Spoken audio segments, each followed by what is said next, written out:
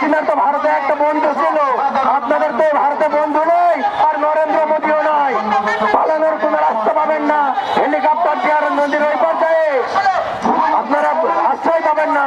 আপনাদেরকে মনে করতে হবে আপনারা বাবা তারেক রহমানকে বলছি, মাননীয় প্রধানমন্ত্রী, আপনারা বাবা হাসিনাকে পুনর্বাসন করেছিল, এর প্রেক্ষিতে আপনার বাবাকে জীবন দিতে হয়েছিল, তারপরে আপনার মা আবার এসে হাসিনাকে পুনর্বাসন করছিল। এর পরিণতি কি হয়েছিল?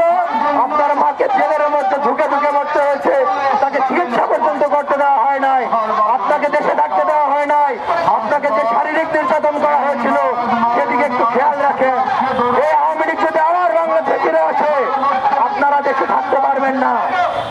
তাই আপনাদেরকে বলে 70% জনগণ যেখানে ম্যান্ডেট দিয়েছে সে রায়কে আপনারা গ্রহণ করুন, সে রায়কে গ্রহণ করে যে জুলাই অধ্যাদেশ দেওয়া হয়েছে জারি হয়েছে, সেই জুলাই অধ্যাদেশ অবিলম্বে বাস্তবায়ন করে এই বাংলাদেশকে ইনসাফ ভিত্তিক রাষ্ট্রে পরিণত করার আহ্বান জানিয়ে আমি আমার কথা শেষ করছি।